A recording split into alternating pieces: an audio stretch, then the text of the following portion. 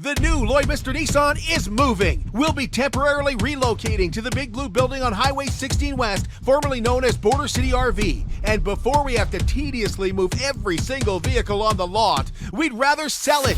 You can save today on our incredible Nissan lineup of cars, trucks, and SUVs. Move a new or pre-owned vehicle to your driveway with deep discounts. The moving out sale is on now at the new Lloydminster Nissan. The new Lloydminster Nissan. We won't sell you a car, we'll help you buy one. Local people. Local news and events.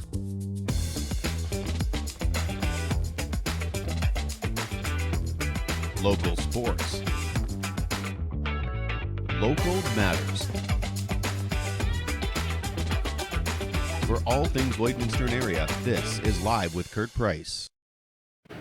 I'm Kurt Price with the new Lloydminster Nissan. Welcome to the Lloydminster exhibition for Live with Kurt Price. Back at the new Lloydminster Nissan, the moving sale continues. You can save on a new car, truck, or SUV today. And right now at the new Lloydminster Nissan, do not pay for 6 months. There is approximately about a month left at the new Lloydminster Nissan. This December, we are moving out to the Big Blue Building on Highway 16, formerly known as Border City RV, and we hope to see you there. Mayor Gerald Aalbers is our guest today, and we're going to talk about a few things. We're going to talk about a new parking ban coming to Lloydminster. It's the first time a parking ban has ever been implemented in Lloydminster. We're going to find out about that and how it works in with snow clearing this winter. We're also going to talk about public transportation, and the big news this week, Councillor Aaron Buckingham stepping down as a councillor and taking up a role as fire chief here in Lloydminster, which he will do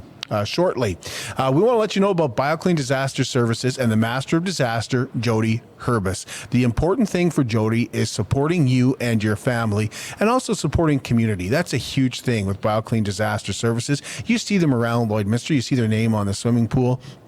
And yes, if you need help with a fire or water damage or wind damage, BioClean Disaster Services is going to take care of you and your property, and they're going to take care of your family, and they're going to keep you updated with progress all along the way. BioClean Disaster Services, a local company here in Lloydminster. So if you need them, and we hope you don't, but if you do, 1-833-246-8326.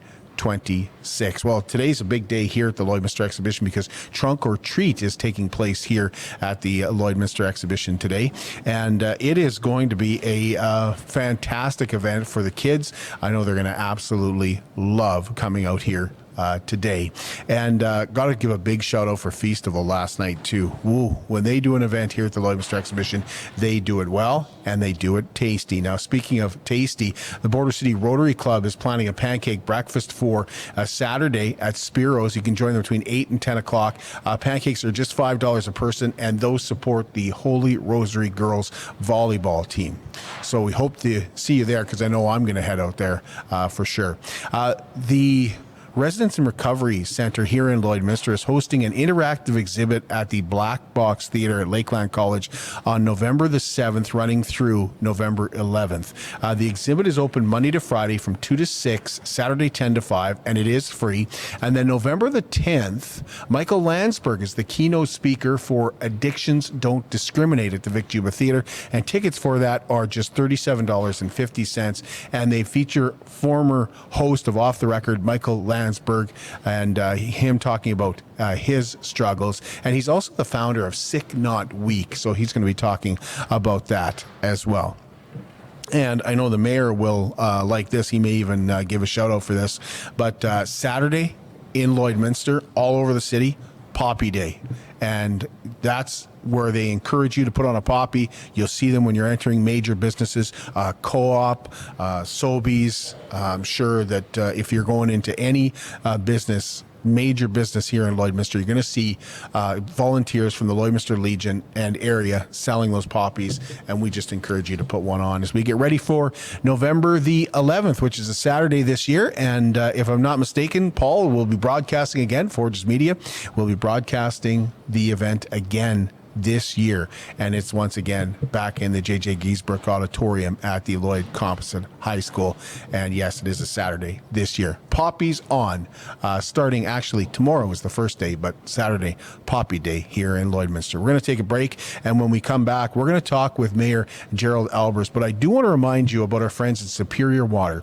Superior Water is proud to provide you with the purest drinking water possible. I drink it because I like the taste. I believe it is superior to anyone else's water. And it's just $3 a big blue jug. And with that big blue jug, you get a nice, consistent taste. And they've got the ice for the Crown Royal at just $2 a bag. 2 locations in Lloydminster. Find them beside Sheepskin Loft on 57th Avenue. And they also have their coin-operated location beside 7-Eleven on Highway 17 South. And by the way, they are open Saturdays and Sundays. We're coming right back with Mayor Gerald Aalbers. At Lloydminster and District Co-op, membership matters more. Because being part of a co-op means you're connected to something bigger than yourself. From long-held legacy by those who built our communities, to people you call family, friends, and neighbors. When you're a Lloyd Co-op member, you're an owner in a local business that prides itself on purpose alongside profit. You earn cash back, you help support causes that matter most, and you're building a better way of life for the next generation. Membership matters more. I'm Brian Zinchuk of PipelineOnline.ca.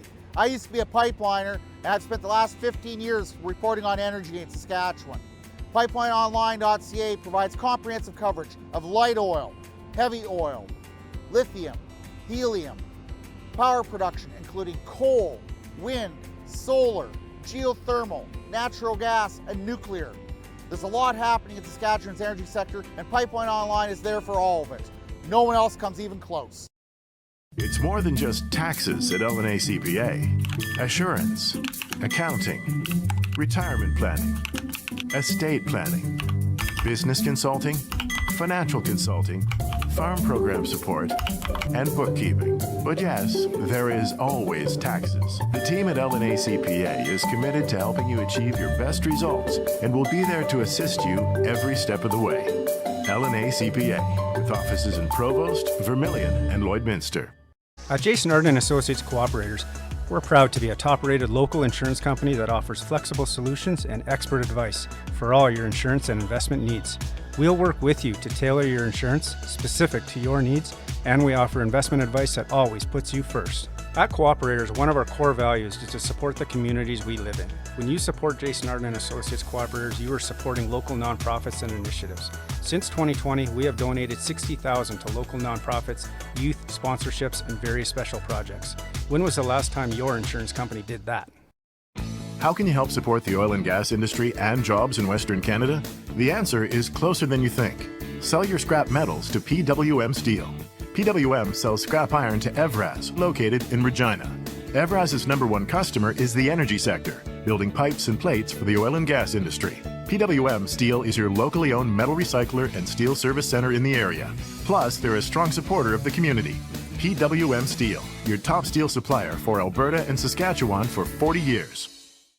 At Diamond 7 Meats, we work with local farm families to provide a high-quality product and a great selection for you. Try our mouth-watering smokies, pulled pork, roast beef, and more, made pure and natural with no additives or fillers. We offer custom processing, and our experienced team works for you to provide a selection of sausage, burgers, and jerkies made to your specifications. Take your grilling to the next level with a Yoder smoker. Complete the grilling experience with a Canadian-made, award-winning line of House of Q barbecue sauces. We're locally owned and operated, and we look forward to seeing you today.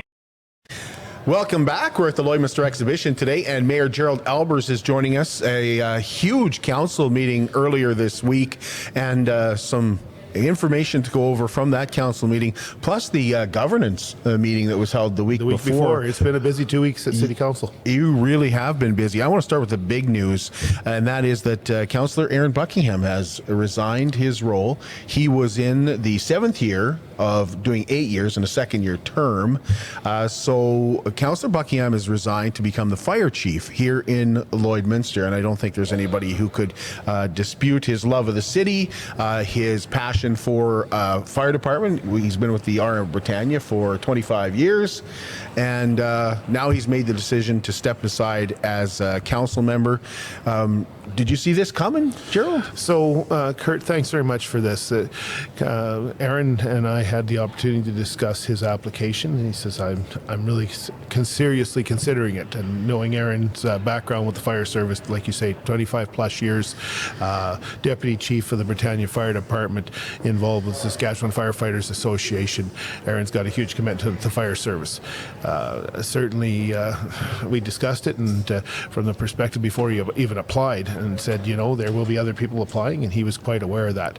And due course, administration. This is one of those things that people often wonder. City council hires people. We have one employee in the entire city that reports to city council, and that's the city manager, Dion Pollard. We hired Dion, and we have the ability to, if we were to make a change, that would be the decision of city council and only city council, and that's the only employee that we have any involvement with directly from that perspective. So the process is you would apply just as any other position. It comes open to the city. The HR team does their thing with the management that individual will be responsible for, which is the city clerk.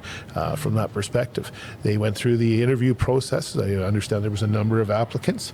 There was, I believe, 4 interviews from what the information I've been able to obtain.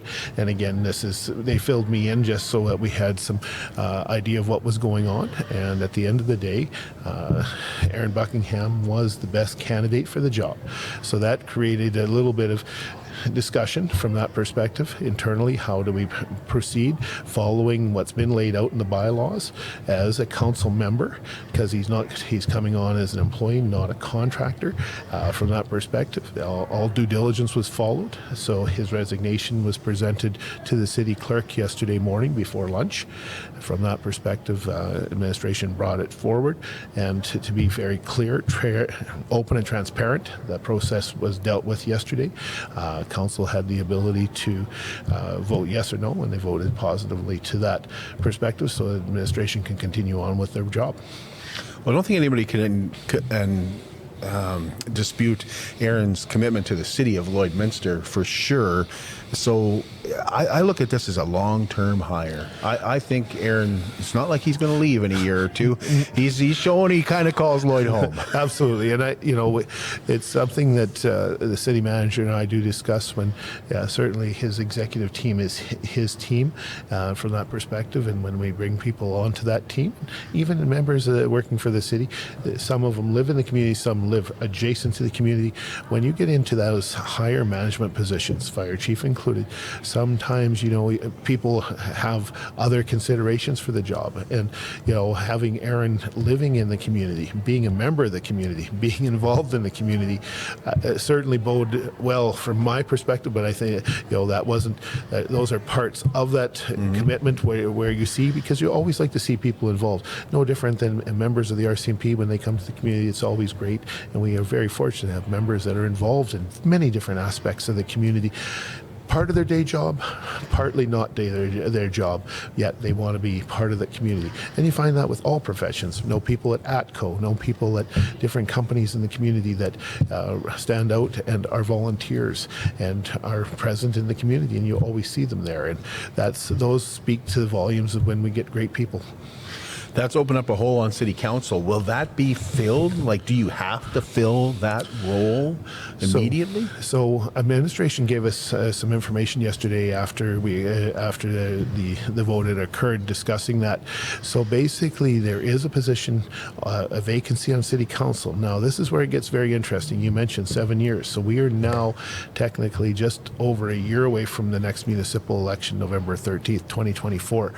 Administration will be be reaching out to the Minister of Government Relations, seeking direction as to if he will give us that exemption not to hold a by-election, because the process goes, we'd have to go through a nomination period and all sorts of pieces. So the earliest I understand a by-election could be held was late January, early February, following all the steps that have to go through, because we have to give notice of a poll, or a notice of for candidates first, then all that process, and then time to campaign and things like that. So it's going to be, we hope to have more information on November 6th and a decision from the Minister, some direction that way the administration can bring forward to Council to bring us up to date. It's certainly a challenge from that perspective. It's a tough time to have to campaign over Christmas, as an example, as well as there is a financial implication if we have to have a by-election. We have, I believe, budgeted for a by-election each year, because you never know. But it's $20,000 is the number that's been provided by administration. And it's, like I say, if we don't have to spend it, that'd be great. From Council, we usually don't have a quorum issue. You have to have at least 4 members of Council present. And I think we've had on average 6, if not 7, in most meetings. Occasionally someone has to attend if they're not feeling well, or have a real prior commitment that they can't be at the city, but they can come in virtually. But no, we'll wait and see. Stay tuned for November 6th meeting. We'll get some more information back from city administration. Does his resignation put more pressure on the rest of City Council? There's just a little bit more pressure. So we all have committee responsibilities. I ask different members of council to express that have interests in various organizations. We are on different boards. I can tell you about some of my board appointments. Chamber of Commerce, an example. Sit on the Health Advisory Committee from that perspective, and a few others. Aaron had some of those. Council members had some of those as well. And what we'll do is I've talked to individual councillors and said, hey, would you mind picking up this committee on this committee until we go through this at December? We'll review the list again, and going forward that committee list will be revised, and the committees that Aaron was on, we'll find someone to fill into those committees to ensure that there's a city representative at those events. And I really appreciate council. This morning we already had a couple councillors reach out and say, no, I've been thinking about this last night. We think about these things after the fact too. Do we have some appointments that we need to fill? Can I help? And I really appreciate my other fellow council members that have said, hey, I can take that committee if so you don't. Because one of the interesting parts, if you've ever been a chair of or a president of an organization, technically you are on every committee that organization has as the chair or president, which as mayor I fall into that. So I'm glad council has stepped up and said, oh, I'll take that one off your plate and that one. Otherwise Christine might not see me for the next week or so. Something else that came up yesterday, and that's a parking ban that's going to be put in place. We saw some snow earlier this week, a little bit too early. At least we didn't get what other places got. Other places got, absolutely. Yeah, I'm glad about that. But how's a parking ban change from what's currently in place? Okay, so currently there's a bylaw that says you need to be off the street, I believe, no vehicle can sit for 72 hours. Trailers cannot be unhooked for 48 hours. One of the challenges that we often have is our signs go up each and every winter, and for snow removal. And they're giving you notice that the plows are coming, and people don't move their vehicles. So our crews hit the street, and they go at it pretty hard, as you can appreciate. You've got graders, payloaders, dump trucks, end dumps, big equipment. And they're trying to get the street as clean as possible, because I can tell you we have a lot of folks that tell us how good we do on the cleaning of our streets when we blade and snow plow, or we do a full snow removal. And when you go around a car, there's always that chance, or a vehicle, that your blade, you're trying to judge that. If you've ever ran heavy equipment, you get a pretty good idea that you can see, and as experience goes, you get better at it. But you hit a bump, and your grader operator's trying to get the blade down on the asphalt without digging up the asphalt, but cut the ice and snow. And then he's trying to watch to make sure he's within 2 inches of the mirror of the vehicle or the side of the vehicle. Really challenging. And other people have come to the community that I've talked to that have moved to Lloyd and said, why don't you have a parking ban for snow removal? Because it's everywhere else in major cities and cities that are trying to get the job done, get the vehicles off the street. So it was brought forward by administration through the policy, and basically, so that's coming into effect this year. So today, basically, as it was approved yesterday, approved Monday at council, it's going to be in play this winter. Now, here's where it gets interesting. We're going to give a year's grace period. We're not going to tow people for a year, but we're going to be discussing this an awful lot, and thanks for bringing it up on the show today. Going forward, there will be notices. They'll be hung that say no parking, snow removal zone. People that live on priority 1 and 2 streets in particular, Highway 16, which is usually not a problem, or 17, not a problem in most cases. But then we get to the secondary routes or priority 2 routes. That's the school routes. Okay, so that's 66th where I live near Parkview. That's going to become a no parking zone. So folks in places are going to have to go, oh, I'm going to have to find a place to park my vehicle off the street. When it snows. When it snows. And again, we're going to try, now this is where it's going to get interesting, because in the residential areas, when we come through once, twice, maybe 3 times if the snow volumes are there to do a full snow removal, that will be 48 hours. For those other folks, when it snows, you better be basically on priority 1 and 2 streets, you better be aware that you will likely get a note left on your window and 2 or 3 saying your vehicle next year, we are moving. This is becoming a designated snow route, and it has been, and it's a no parking zone now. You may see street where our administration indicated they're looking at permanent signs for those routes, but that's a process we'll get down to. This is a little bit of a change. So, rather than simply come in and say, bang, starting today, we're saying it's there, but we're also giving a year's grace. So this winter, you won't get towed, but I can tell you come the winter of 2024, when it snows in October, November, December, and they're out plowing, they will be towing. Our bylaw team will be working with in advance, and they'll be one day ahead of the grader and the plows, and they will be getting vehicles cleared off the street if you haven't moved that. So I think this is one of those steps. We often talk about our city being a very, the feel of a small town.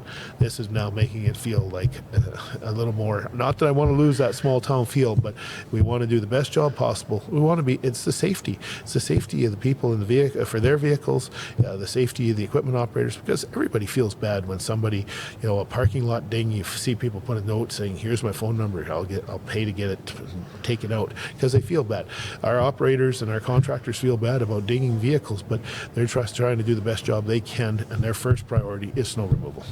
How does it affect somebody who's not on one of those 1 or 2s, like just a residential area, where, like for me, I think the annoying thing is a car is parked for 15 days, and I'm doing the best I can to keep the street cleared, but then somebody doesn't move their vehicle and they go around it, and and then you always get the bumps that are beside it because they can't get too close.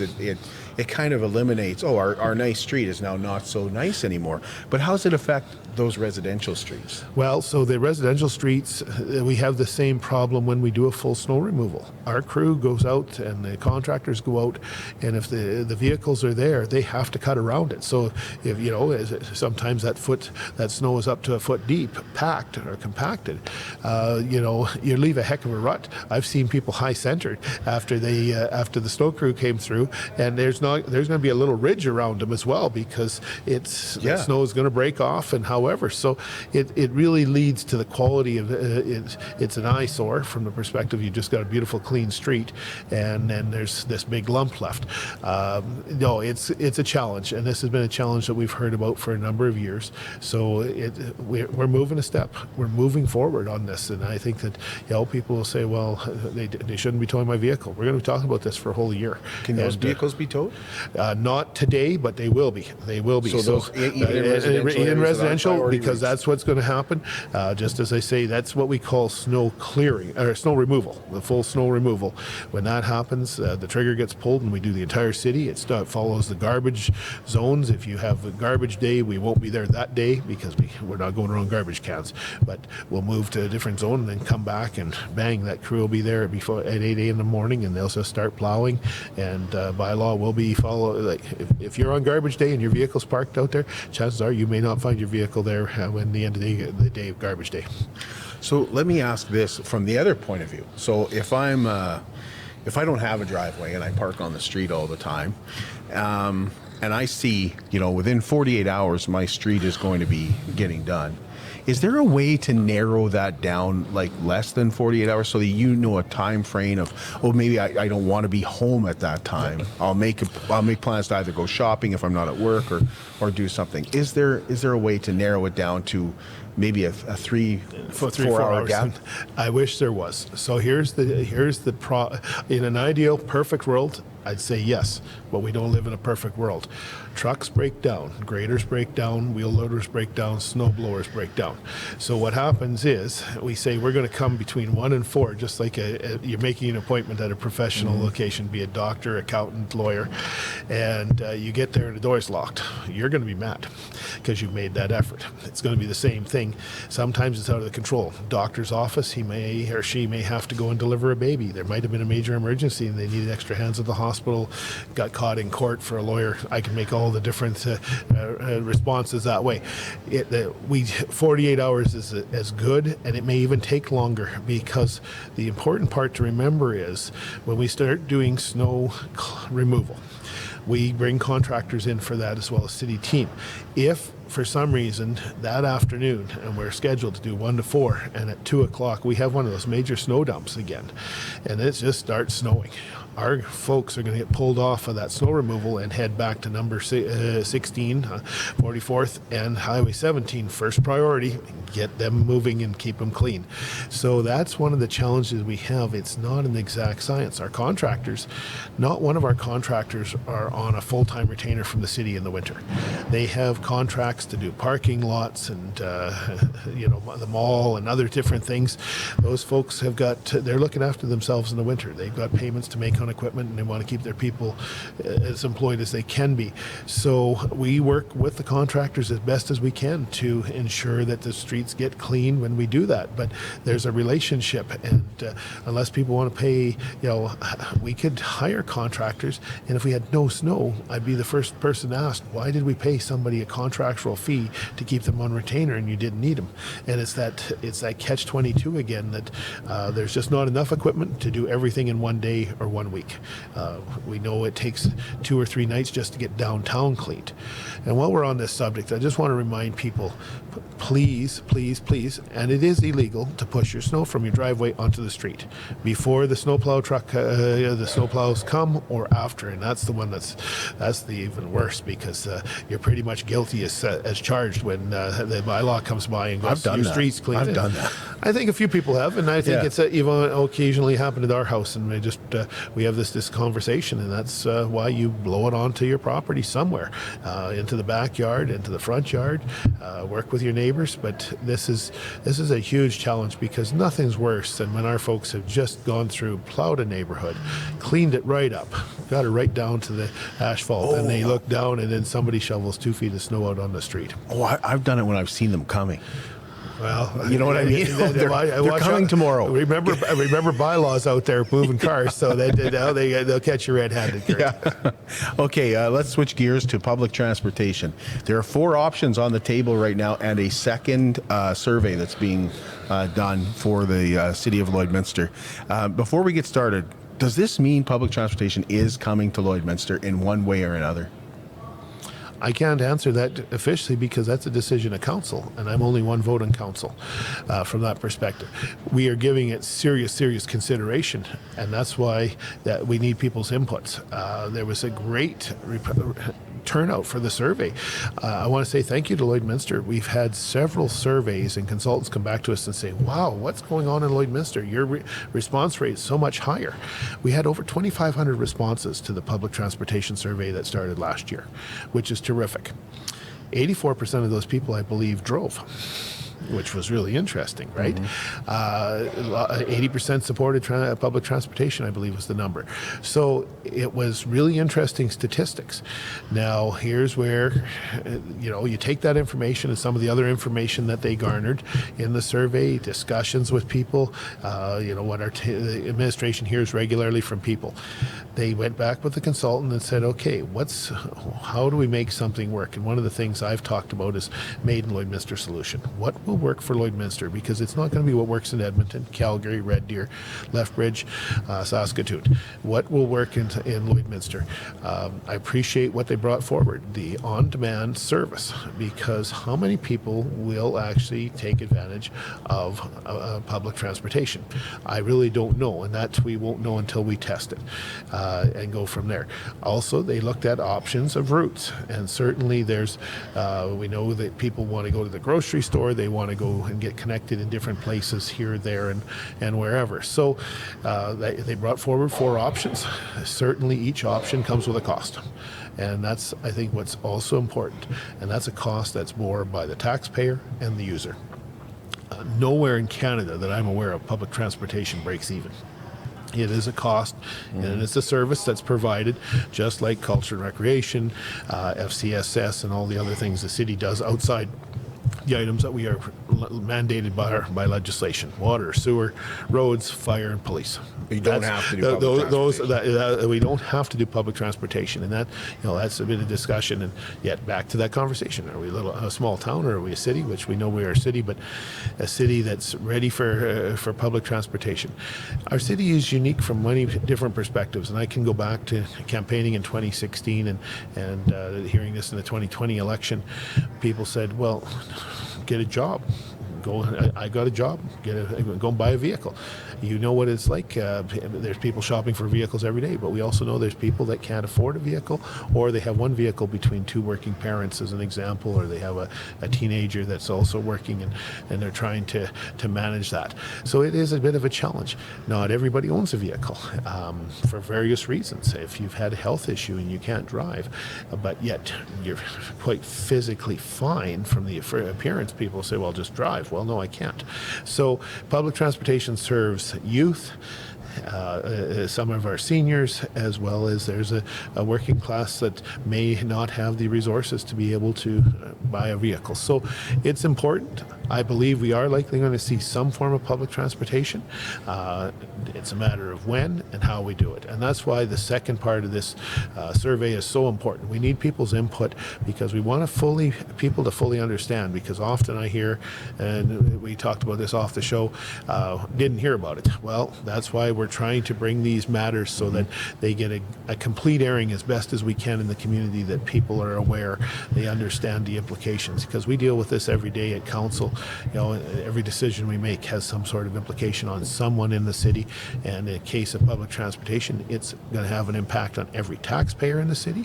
But it's also, talking to business, talking to the chamber, they're hearing from their members. We can't get employees because we can't get them to work, and that's the other challenge. What are we looking at? Because we'll, for some businesses, be able to get a person to work on time for their shift, but we may not be running for that last shift, or vice versa, depending if you start, I think they're looking at 6 a.m. starting, or in that range.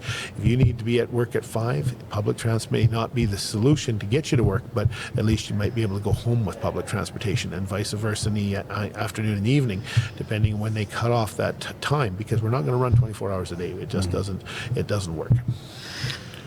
So there's some different options on the table. One of them was like door-to-door service. That's the on-demand. So some communities have adapted that to start with, and what it does is it gets you a really good idea of what people, how many riders you have, because if you could arrange, and when you say door-to-door, it's within, you'll be picked up within the block, right? Yeah, they'll pick you up at the corner of 50th and 50th or something like that. But you don't have to walk 500 meters. You don't have to walk 500 meters. Now, and that is a challenge, right? For some, 500 meters is a real stretch if you have mobility issues.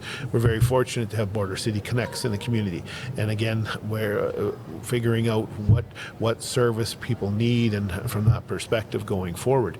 But yeah, ideally, but if you're in the city, I don't think you'll find, unless you live in front of the bus stop. And at one time we had a house with a bus stop right in front, and that wasn't the best thing in the world either, because you ended up picking up a little more stuff in your front yard than you usually had to. But bottom line is, if you set up a route, there will be bus stops, and people will have to walk to those bus stops or figure a method to get to the bus stop, because we can't have a bus stop everywhere in town.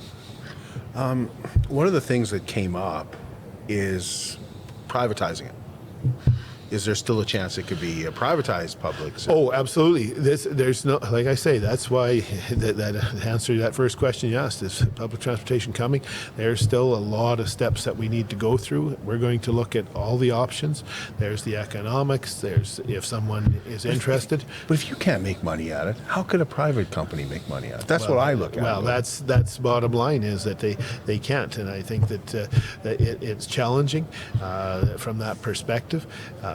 Border City Connects is a nonprofit organization and continue to succeed, but you've seen it, I've seen it, I've been involved. I've even jumped in a tank once or twice of ice cold water to raise money to put tires on some of those units, and Fred North has always been there to support, to make sure that I got in the water, and I said, Fred, bring your checkbook. So Fred, if you're listening, we can have that conversation again sometime in the near future. But bottom line is that it is an option. It may be something that somebody says, hey, I think we can, and I'm not going to, but when true public transit, that's where I think that's that difference, because when you used to, that level of service, that's really what it comes down to from that perspective. Because I know I've driven in Edmonton, Calgary, Saskatoon, even Cold Lake. Those are big buses, and yeah, there's peak times. 7:30 till 9:30 in Edmonton, I think, is their peak time, and then from 4:30 till 6:30. But you can't just shrink the bus. That's the problem that they run into, and it really became very evident during COVID for those municipalities with those extensive systems. Wow, like they were less than 20% ridership. So, again, what do we design that fits Lloydminster? 1-ton bus? Very possibly. 20 passenger might be plenty big. Might even be a caravan, or it could be a 16-passenger van that we've seen run around, panel van. So, there's some options that need to be looked at, because you don't have to put a washroom in it. It's not like going to Edmonton or going to Saskatoon. So I think that there's a lot of work to be done by administration, the consultant that we have hired, as well as input from the community. And again, back to that need for people to take the time. Those surveys are available online, or you can pick one up at City Hall, a paper copy, if you're not online, and I do understand that, and we'd love to hear your comments. One of the things that I think about when I think about public transportation is how much we're hearing about the dangers of public transportation now in big cities. Edmonton, Toronto, it's become a real problem. Like it has. And so would you be taking on a whole nother set of problems to go to public transportation, Gerald? Have you guys talked about that? Or we haven't. I'll be honest. I'm sure that'll come out in the consultant's report. From that perspective. Back to that safety in the community, take it very, very seriously, and certainly there's pieces that will come with time, I'm sure. But you're absolutely right. It has become a huge challenge on the metros, on the trains, as well as the buses. And again, the later in the evening you go, some of those problems start to show up, darkness and things like that. So it is something that we're going to have to be aware of and certainly be cognizant of as we move forward. And again, the safety of both the riders, the operator, and the whole community is always on top of mind. And that's one of the questions on the survey, is what time would you use this? The other thing that comes up is cost. Now, I looked at some of the costs. They vary between 3% and I think 7% tax increase. Is that individual, or is that community-wise? Are we looking at a 7% increase community-wide? Community-wide, yeah. Does that translate into a 7% increase individually? Well, basically, and this goes on each and every tax year, depending on the value of your property. So your property goes up a little bit, Right. you'll pay a little more. If your property goes down, you may pay a little less. But yeah, that's the numbers that the consultant administration brought forward, was to give us some sense, because it's not a free service, as I said. So, would we like to be below 3% to bring in the on-demand service? Absolutely. But we have to be realistic. And they went to the far extent, and I'm glad they did, purchasing new units and all the things, and there was questions about operational costs. There's all sorts of opportunities. Public transportation operated by the city or non-profit or for profit could look at sponsorship. You want to put a wrap on your bus? I want to advertise. Hey, you can see some smiling faces from TV or radio on that bus go by every day. There's value. Is there a fuel supplier that's willing to say, hey, it's a non-profit, we're willing to give a little bit of a cut to their fuel? Things like that. There's so many pieces, but let's be honest, I appreciate administration and the consultant. They brought this as the maximum. It could always be less, but be prepared for the maximum. What's the next step? So basically, we get the surveys filled in and get people talking about it, get the discussion in the community. Yeah, they'll gather that up, they'll bring it back, and they'll build a report. And then it'll come to council, and I suspect there will be 4 options, and they'll ask council for direction as to where we see and sense the community wants to go with it from that perspective. Do you have a timeline? It will be in the new year. I would suspect, I don't recall exactly the date they gave us, so I'm going to say January, February, give or take. They'll be working on the report in December, and hopefully we'll have an answer in the new year. But then something like this doesn't get set up in a day or 2 or a week. So would it happen in 2024? It's a possibility. It might be early 2025, because again, we got to budget some money for this, and I don't believe it's in the they've brought it forward in the 2024 budget, but we'll see that here in another week as well, or a week and a half at City Council. So stay tuned. You see this when you do the survey as well, but a lot of people say, just buy a bus and start doing it. It's not that simple. You got to have 2 buses at least. You because actually you have need to have 3. Oh, okay. So if you have 2 buses on the road, you have to have a spare. Because what happens to that, Right. if number 1 or 2 bus break down, the people that are depending on that bus, there's no bus. So you have to have at least 1 spare and hope that, fingers crossed. So yeah, I saw some of those comments, and I appreciate it. I won't name anybody in particular. He says, I'm going to go out and buy a bus. I said, well, I welcome you to it, but the bus is the cheap part. And this is what really, as a municipal politician, sometimes or a municipal elected official, and our federal and provincial politicians get, the federal government's made money available to buy buses, and a lot of communities have bought buses. I talked to the town of Whitecourt, Alberta. They started with 2 small school buses, developed their own route, and the federal government came along and said, hey, we'll buy you a bus. So they bought a bus, they bought 2 buses, they bought 3 buses. Well, their costs have gone up dramatically because those are bigger buses. They are one purpose. They are handicapped accessible. They're 33 passenger, beautiful bus. Haven't heard from a councillor in Whitecourt that I teased. I said, when you're done, when you can't afford them anymore, let me know. We'll buy them for 50 grand maybe, and we can have our own bus service. But we joke about this jokingly, but we don't want anything to fail from that perspective in a community. But the problem is the feds will get us the bus, but where's the bus barn? Where's the tires? Where's the diesel fuel? Where's the driver? Where's the benches? And where's the benches? Where's the repairs? And when that bus is wore out, you're not making money. Who buys the new $250,000 bus or $200,000 bus or whatever it is? So there's always so much more, and the term I've started to use is what's around the other side of the curve. We're going into the curve and we see that part, but what's on the back side of the curve that's going to jump out and get us? Yeah. And you mentioned benches, shelters, those all cost money. Would there be, if something is adopted, would there be a trial period? One of the thoughts, and this is always, I'm all for a pilot project, personally. That's my first thought. I've been reminded by many people that once you start something, it's pretty hard to cancel it. So you got to be pretty sure. You got to be pretty sure. I guess that I would still love, personally, like I say, I'd love to try a pilot project and see. The problem is, when do we do it? Because summertime, It's great. It's the best time to year, but students won't be riding the bus in July and August to the high schools because they don't currently get busing service. So do you start in September and you run till February? Well, what about those poor folks when you cut her off in February and they go, holy, there's still 2 more months of winter, at least in Canada. How am I getting there? So that's one of the challenges. Do we pilot it for 1 full year? But you just don't rent buses for a day or a week or a month. So there's some factors that we need to take into account. And again, do we look to then try and acquire some used buses, get things going? Who's going to work for us for a year or work for whoever's operating the system for a year and say, oh, I don't think there's a guaranteed job. You go through drivers like other things. So there's so many pieces to this puzzle that, as you said, I'm going to buy a bus and we'll just get it started. That's the easy part. That is the absolute easy part. Well, I'll be interested to know what size of bus is recommended too, because I don't think you need 33 passenger buses. I really believe we're likely going to be in that maximum 20 range, give or take.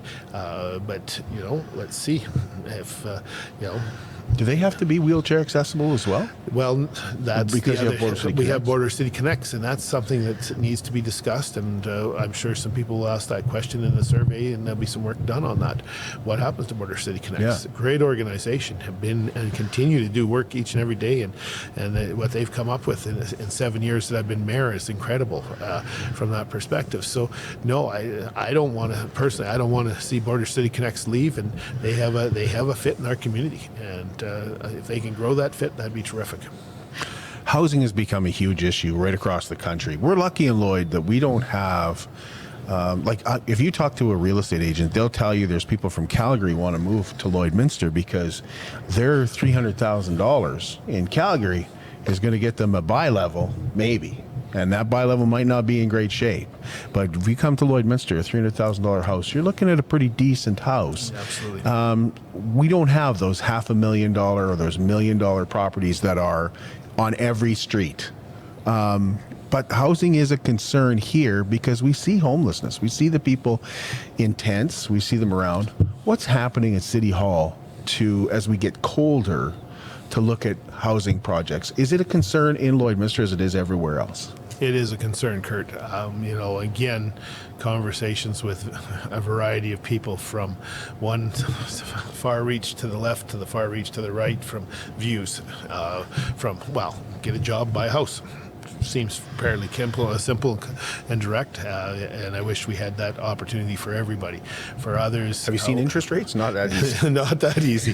The other problem is, what does someone need? And what I encourage people to open their minds up when we have this conversation, because my mind is certainly I've broadened my perspective on a whole bunch of things, from these tiny houses right through to the $1 million homes that we have in our city and other cities. What someone wants, what they need, what they can afford, what they really, people that can afford and have gone to many houses or these little houses because they've said, hey, I need a place to be able to sleep, eat, cook. I can entertain who's coming to my house, and that's all I need. And, living in 400 square feet is kind of like going back to a bachelor apartment in your day and my day, I bet, where you folded out Seemed the couch. pretty good at the time. But exactly. That was a great start. But, from that perspective, so yes, we do have a concern about homelessness. It's on City Council's radar. It's in City Administration's radar. This is where we go into that zone again, and I'm going to allude back to our federal and provincial governments. I talked about our responsibilities as municipal leaders. Then there's some responsibilities at the provincial and federal level. And homelessness, social services, human services fall into the province mostly, with support with the federal government. And, we often get challenged, well, what's the city doing? And the city, first of all, we've got a great team of the city that have been working to help coordinate, to ensure that our various nonprofit organizations are communicating well and not duplicating services. Because the last thing we want to do is have somebody running a warming center here and a warming center there and another one over here from that perspective. Ensuring that there's good communication between the nonprofits and the government, helping ensure that as they put grant applications together, they're putting the best foot forward to try and obtain provincial or federal funding if there's funding available. So we have the men's shelter, we have Interval Home, we have other organizations, nonprofit organizations that support the community in various ways. The Olive Tree, Residents in Recovery, the Native Friendship Center, just to name a few, and there's more yet. Groups that just operate literally out of their own personal vehicles and deliver sandwiches on the evening and blankets to make sure that people are okay. So we know that there's challenges going into winter. There always has been. Last year there was a warming shelter that was created specifically for homeless that didn't fit into any category, and it wasn't the best example and the best experience for both those folks as well as the residents and commercial around them from that perspective. So I know that the men's shelter, or the social coalition that operates the men's shelter, have been in contact. They are working on some things. One of the challenges that comes back to the city is around bylaws, and we didn't have our bylaws quite to the tune where we needed to be to do the proper planning. So that has come to council again on Monday for their first reading. It will be coming back. There'll be a public hearing talking about it, designated some areas specifically for that, the different zones in the city where a warming center could be set up from that perspective. So we're trying, but at the same token, we're also communicating with the provincial government and the federal government and ensuring that there's good communications with those nonprofits. Housing First was a proposal we heard from the Olive Tree on Monday. It is so important, and I often they're tied often with mental health and addiction, but if we can get somebody into a stable, warm shelter, hopefully followed by getting them treatment if that's what they need, or they just need shelter, because as you said, Kurt, the interest rate, mortgage payments have literally doubled. I understand. Rent's gone up. Not as much here. No, but in other it affects. Up. So it depends. If you're on a fixed income, it's been challenging, and this is one of those things that we wrestle with each and every day at council as well. And I know people, whenever there's a tax increase, well, the council just did it. Well, I can tell you there is one or two sleepless nights, and again, I'll bring up Councillor Ken Baker. Still speaks to me in my ear occasionally, and he's there on that shoulder saying, "What about the people on fixed income and seniors?" It's always there. The challenge is I don't have that solution, and we don't control your CPPs, social assistance, or old age security. If you're on social assistance, you've got a disability, and you can't work as hard as you want, or you can't work. It's challenging for those people on fixed incomes, and there's no simple solution. This is one of the challenges that I wrestle with every day, and I don't have an answer yet. When I do, trust me, I'll share it if I get to that point. I should maybe know this answer, but I don't. Is there currently a warming center in Lloyd? There is not an actual. So the men's shelter, but there's not an actual from that perspective. So we're working towards that. That's through the bylaw, and be able to do it properly with other charities, maybe with the charities, working with the different organizations. Thanks, Gerald. Is there anything else that you wanted to touch on before I let you go? Well, another item that we're going to be tomorrow night there at the Service Sports Centre is the land use bylaw is also underway, a review of the bylaw. So some time ago, about a year ago, we had quite a lengthy discussion with people about the municipal development plan because the city had annexed land. The plan had to be updated. So we went through that process. The next step is the land use bylaw is also in need of a tune-up, I'd call it, from that perspective.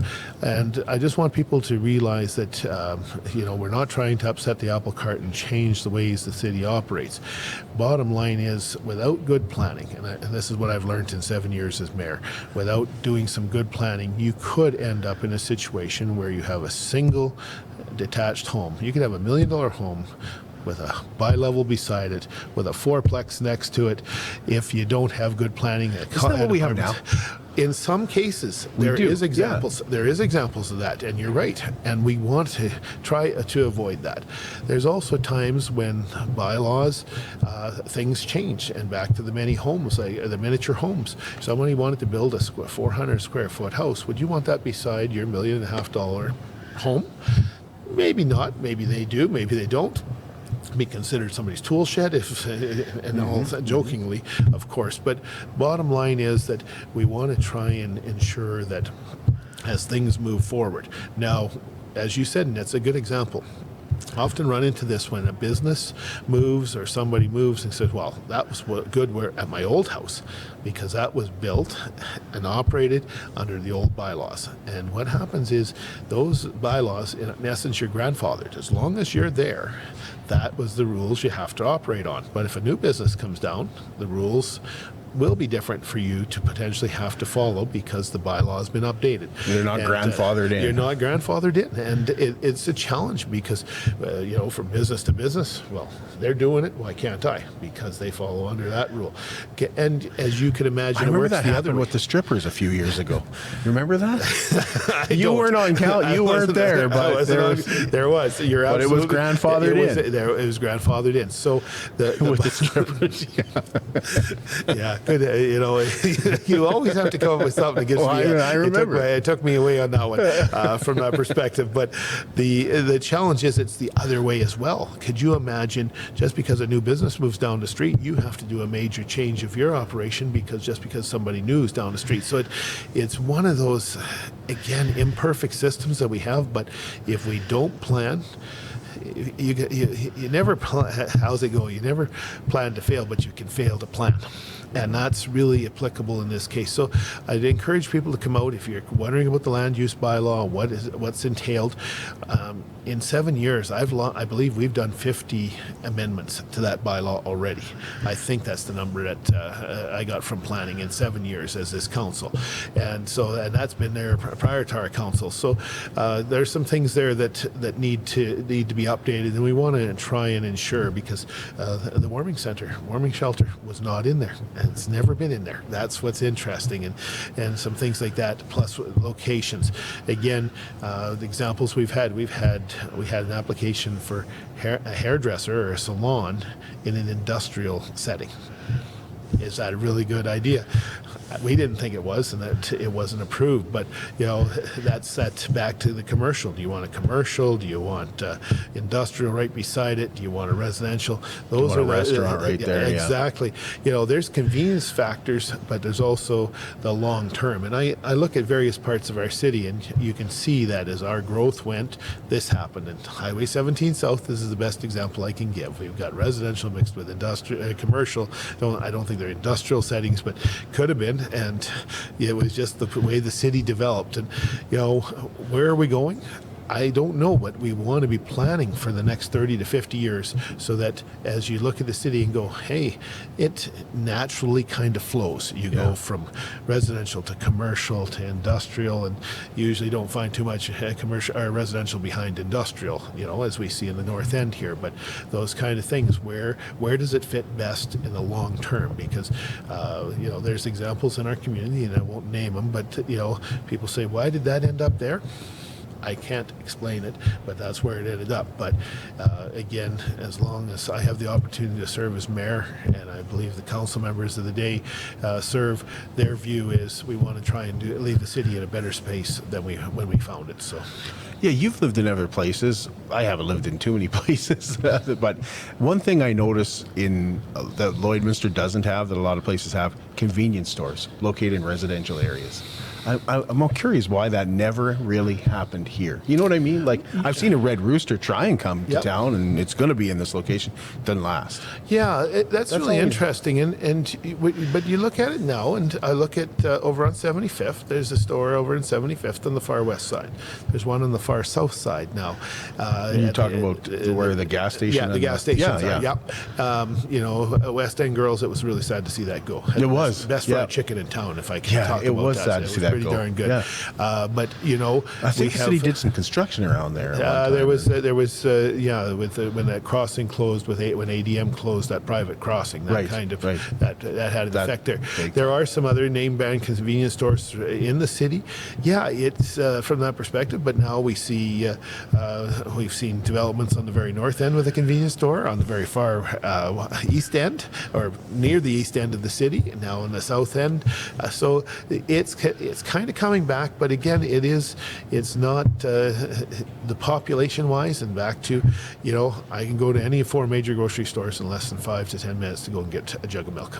So do you go to you go to your convenience store, or if you're going to pay more, potentially, versus the grocery store? We won't always say that. I think the convenience stores do try and compete because they realize if they want to do business, they've got to be competitive. But it's just where are you at the time? One thing did just pop into my mind here. Yesterday we talked about construction downtown. That's right on schedule to be finished here very shortly. It's been a rough go for those businesses. It has been. Certainly, we have kept the access open as long as we could to, I think, every store. The last week, you saw sidewalks come out as they were trying to finish. So time frame wise, we're likely a couple weeks to not where we want it to be. They're working today. They'll be working continuously to get the soil down for that's going to be underneath the concrete for the trees and things like that. There will be some things that are unfinished, but access to businesses in the next week to week and a half, I hope, will be completed with that each business can be accessed, and the street will be open hopefully within 2 weeks. Yeah, give or take everything that's got to happen. There's still some wiring that needs to go to the lights, I believe, on 50th and 50th. From that perspective, we won't have all the final landscaping done and all the concrete that we wanted, but the streets will be open and passable.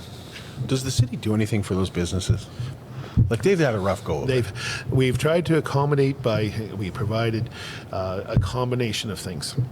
So signage was the first thing. We did make a grant available to help them relocate during the construction if they needed to take out a temporary location somewhere else. I can give you examples. We could move the Prairie North Health Plaza. You could move CIBC. Right. Some of the other businesses there had the choice to and it wouldn't cover their total cost. One of the challenges that every city and community faces, city, town, village, when they tear up a water line and sewer line, you're replacing 60-year-old infrastructure. And the requirements today have changed dramatically. 3-to-1 slope on getting down in the hole. If we're going to do it, in this case, we did it all. We did water, sewer, stormwater in the bottom. Then we followed up by, we're going to do some major improvements on the surface from that perspective. The concern, and I'll be honest, is where do we start to give, in essence, tax concessions or tax breaks to businesses? Because if your water line breaks and it takes us 2 weeks to fix it, what's that compared to this? So this is a cost that everybody bears. If you're having your street repaired, and I've heard from people in residential, I had to park a block away. Well, here's that challenge. If we don't fix the water lines, sooner or later there will be no water running to your business. There will be a water break sooner or later. And in the middle of winter, that's not very much fun. And hopefully they do it right in ground, but then it's going to leave a rough spot for the next 5 months until the paving crew can get there, hopefully in May or June, because you want to let that settle, the frost come out of the ground and do it.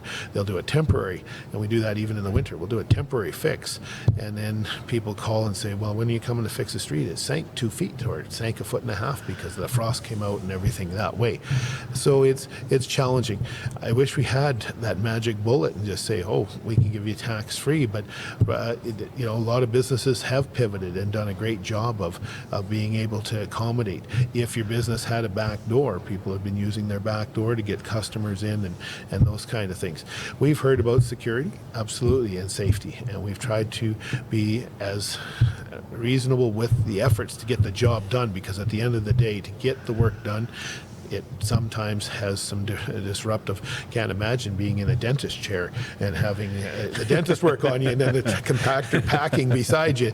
But as an example, this is every community faces this, and we as mayors and councillors, we talk to other councils and go, this is because I could take it to so many more steps. When we close downtown for the parade, businesses don't get to do business for anywhere from 4 to 6 hours.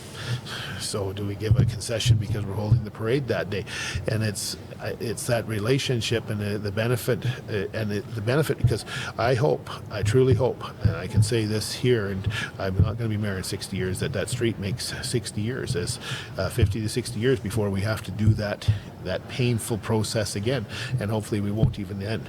But we're replacing items that just have the end of life, and that's why people ask. And I had some folks ask me the other day, well, you got to this end, when are you going to do this next block? Well, that's about $1 million in the residential areas. In the downtown, this one was significantly more. It's about $4.4 million to do that block completely with everything we've done. The good news, here's the good news, we've crossed 50th, so we can go the next block over, and 50th is open north-south if we go east-west.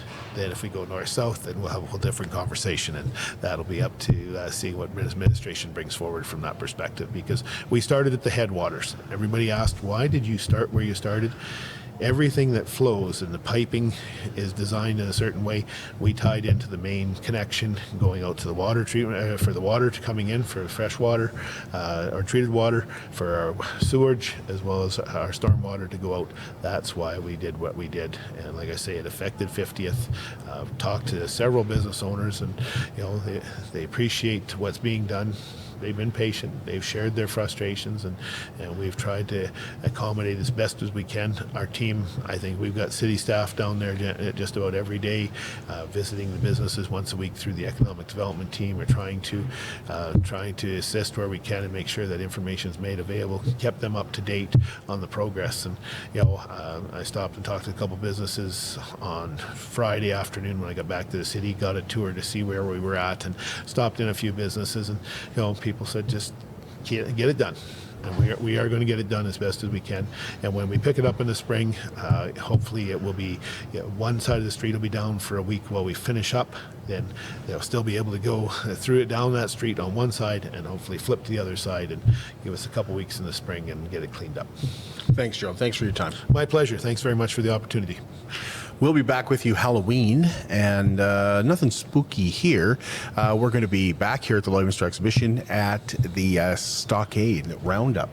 Yes, and I will be popping in for it sometime. My schedule's a little bit busy that week, but no, it'll be great to welcome the cattle producers, not just local. The number of people I run into that I've known for a long time throughout Saskatchewan and Alberta that are here for that show.